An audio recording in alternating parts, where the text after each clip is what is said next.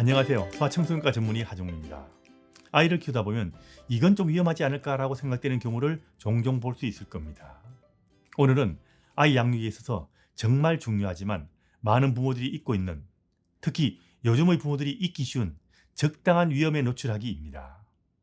요즘은 정말 많은 부모들이 내 아이를 안전하게 키우기 위해서 아이들을 과잉 보호하는 부모도 있는데, 과연 이것이 아이들 건강한 성장에 도움이 될까 한번 고민해 보셔야 될 겁니다.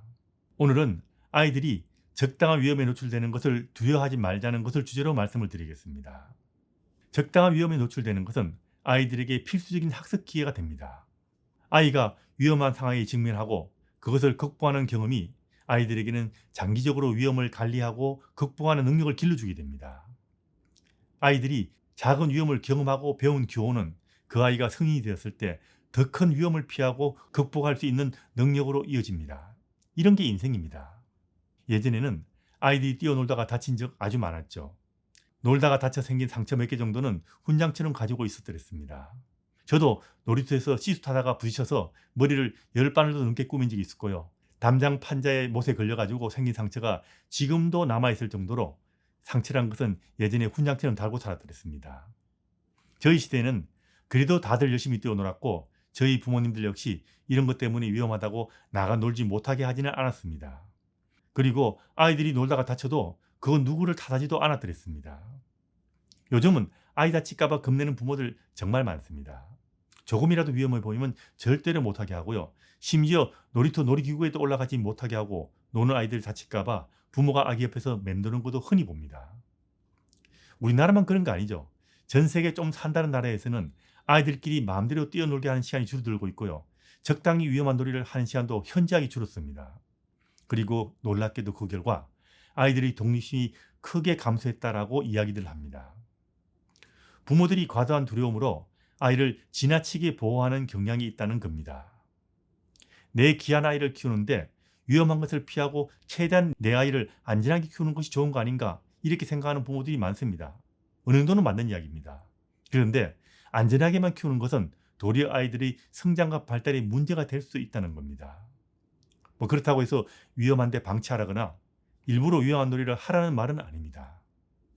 안전하고 건강한 놀이 환경을 아이들에게 만들어주기 위해서 노력은 해야 되지만 어느 정도 위험한 놀이를 하는 것을 막지는 말라는 겁니다. 적당히 위험한 놀이는 아이들에게 정말 중요합니다.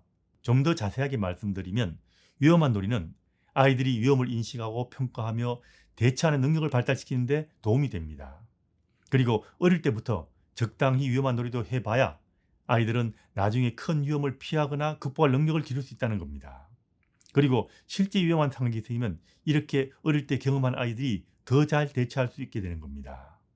그런 거 지나치게 두려워하지 않고 제대로 놀 줄 알게 되면요, 신체 활동도 증가되고 장기적으로 더 안전하게 더 많이 잘 놀게 됩니다. 적당히 위험한 놀이를 하게 되면 아이도 놀 때 좀 더 신경을 쓰게 되어서 감각 시스템이 발달하고요, 내 몸을 더 잘 인식하게 되고 내 몸을 조절하는 능력도 향상시킬 수 있게 됩니다. 다시 말하면 자기 몸을 더 잘 알고 더 잘 컨트롤할 수 있게 된다는 이야기입니다.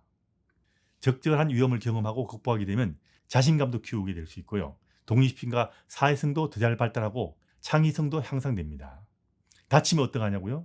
흔히 성공만큼 실패가 중요하다고들 합니다. 아이들은 뛰어놀다가 다치고 피나는 것은 당연합니다.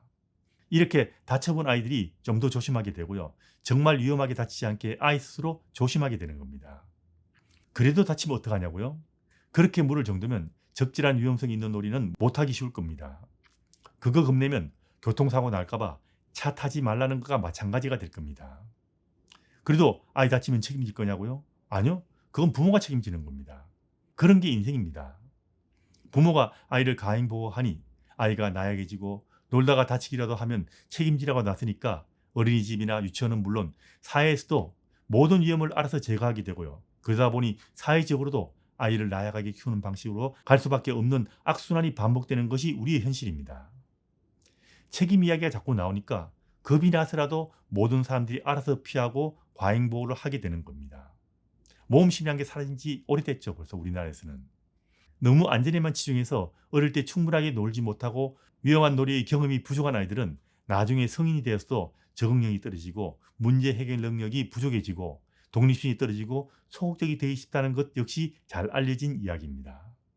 그리고 아이가 다칠까봐 정정긍긍하는 것은 아이들에게만 문제가 되는 것이 아닙니다. 아이를 가행보호하고 위험한 것을 피하겠다고 부모가 모든 상황을 통제하는 것은 부모에게도 큰 부담이 되죠. 아이가 다칠까봐 걱정하다가 정신적 스트레스가 쌓이게 되고요.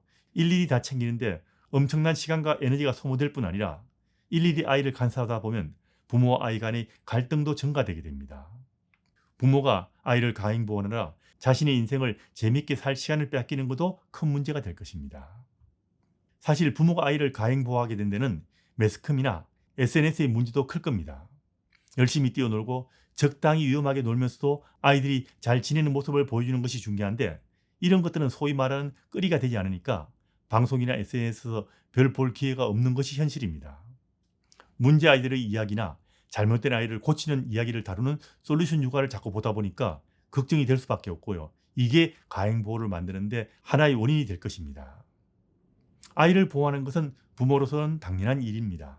하지만 적절한 위험을 허용함으로써 아이들은 더 강하고 지혜롭게 성장할 수가 있습니다. 그리고 부모님들도 아이의 성장을 지켜보면서 더욱 행복한 가정을 이룰 수가 있을 겁니다. 우리 아이들의 밝은 미래를 위해서 오늘부터 조금씩 가행보호를 벗어나 보는 것은 어떨까요? 아이를 믿으세요. 아이들은 잘할 수 있답니다. 믿는 만큼 더 잘 자랄 수 있다는 것 꼭 기억해 두시기 바랍니다.